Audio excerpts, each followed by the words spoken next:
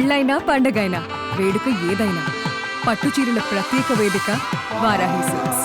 Karimnagar corporation BJP ఖాతాలో చేరింది. Mayor Kolagani Srinivas, deputy mayor Sunil Rao ఎంపికయ్యారు. ఇక 4 రోజులుగా నెలకొన్నటువంటి ఉత్కంఠకైతే తెరపడింది. 66 స్థానాలకు 30 కార్పొరేటర్లను గెలుచుకుంది బీజేపీ. ఇక మంత్రి పొన్నం ప్రభాకర్ వ్యూహాలు ఫలించలేదని చెప్పాలి. ఈ నేపథ్యంలో బీఆర్ఎస్ కూడా ఓటింగ్కి దూరంగా ఉంది. బీఆర్ఎస్ కార్పొరేటర్ల గైర్హాజరుతో బీజేపీకి లైన్ క్లియర్ అయినట్లుగా కూడా తెలుస్తోంది.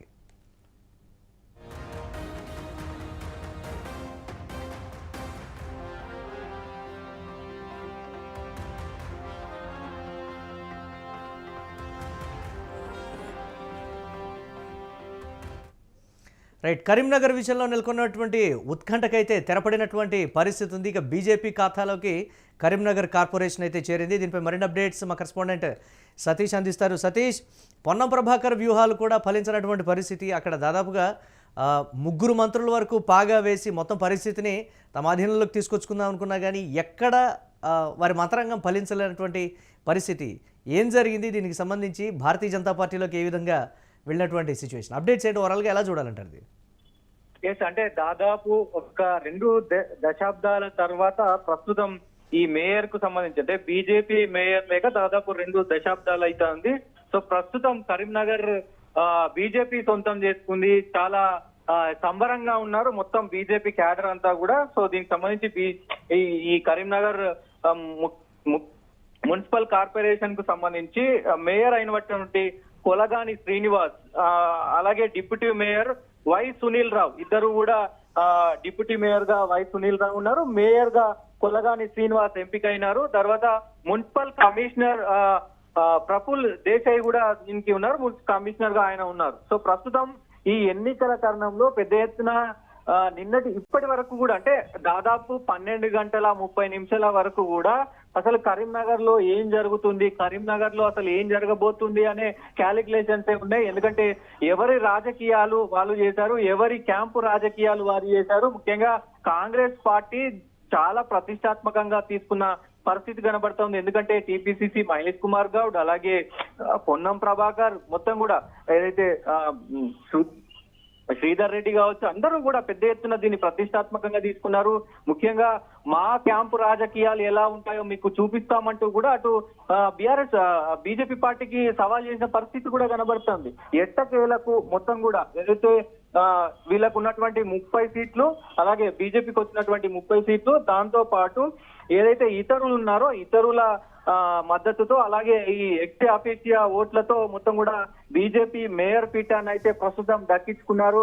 సో ఈ కార్పొరేషన్ దక్కించుకున్నటువంటి ఫస్ట్ అంటే తెలంగాణలో ఫస్ట్ కార్పొరేషన్ దక్కించుకున్నటువంటి కరీంనగర్ లో ముఖ్యంగా బీజేపీ ఫస్ట్ కాబట్టి సో ప్రస్తుతం బీజేపీకి సంబంధించిన వాళ్ళందరూ అయితే విజయోత్సవాల్లో ప్రస్తుతం మునిగిపోయి తేలుతా ఉన్నారని చెప్పుకోవచ్చు మురళి.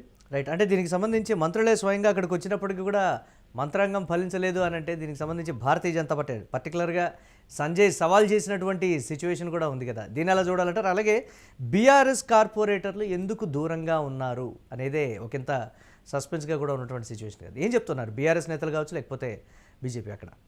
అంటే ఇక్కడ ముఖ్యంగా ఈ కరీంనగర్ కు సంబంధించి ఇక్కడ ఏదైతే ఇండిపెండెంట్ అభ్యర్థులు ఉన్నారో ఇప్పుడు ఈ 13 మంది ఇండిపెండెంట్ అభ్యర్థులకు సంబంధించి ఒక అభ్యర్థికి మనము మేయర్ పదవి ఇచ్చి గనక ఒకవేళ ఓటింగ్ చేస్తే ఓకే, బీఆర్ఎస్ వాళ్ళు సపోర్ట్ చేసినా, అటు కాంగ్రెస్ వాళ్ళు సపోర్ట్ చేసినా, అటు బీజేపీ నుంచి కూడా కొంత వీడిపోయి మరి ఇండిపెండెంట్ అభ్యర్థులకు సపోర్ట్ చేస్తే వాళ్ళు ఫైనల్ గా మళ్ళీ వెళ్ళి అధికార పక్షంలో ఉన్నటువంటి కాంగ్రెస్ పార్టీలోనే చేరుతారు. కాబట్టి సో ఇవన్నీ క్యాలిక్యులేషన్స్ చేసుకున్న తర్వాత బీఆర్ఎస్ క్యాడర్ పొద్దున అంటే బీఆర్ఎస్ ఓటింగ్ అనేది మేము ఎవరికి ఓటు వేయము, ఎవరికి కూడా సపోర్ట్ చేయమని వాళ్ళు బాహాటంగానే చెప్పిన పరిస్థితి ఉంది.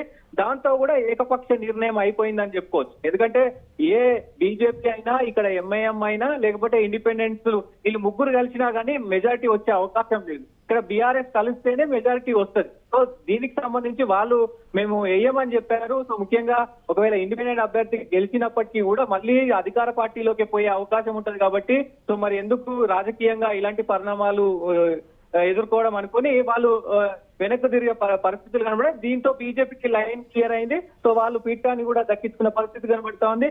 దాదాపు 2 రోజుల వాళ్ళ ప్రయత్నం, కాంగ్రెస్ వాళ్ళు మంత్రులు, కాంగ్రెస్ అధిష్టానం చేసినటువంటి మొత్తం కూడా ఈ పట్టుదల ఏదైతే ఈ మంతనాలు, ఈ క్యాంపు రాజకీయాలన్నీ కూడా వేస్ట్ అయిపోయిన పరిస్థితులు అయితే కనబడతా ఉన్నాయి. సో దీనిపైన మరి ముఖ్యంగా దీనిపైన మరి రేవంత్ రెడ్డి ఎలా చూస్తారు, ఏంటి, మంత్రులను ఎట్లా మందలిస్తారు అనేది చూడాల్సిన అవసరం అయితే ఉంటది. ఒకవైపు బీజేపీ అభిమానులంతా కరీంనగర్ లో బండి సంజయ్ కి మొత్తం నీరాజం అయితే పలుకుతా ఉన్నారు. చూద్దాం మరి ఏం జరుగుతుంది.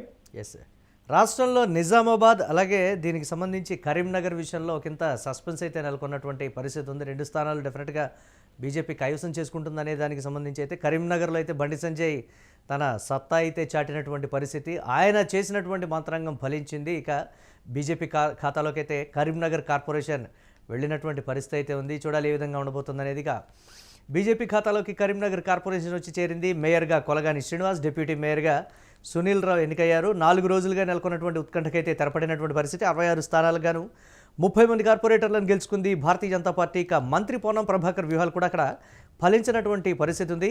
ఈ నేపథ్యంలో బీఆర్ఎస్ ఓటింగ్కి దూరంగా ఉండడం కూడా ఒక సంచలనంగా మారింది. బీఆర్ఎస్ కార్పొరేటర్ల గైర్హాజరుతో బీజేపీకి లైన్ క్లియర్ అయినట్లుగా తెలుస్తోంది.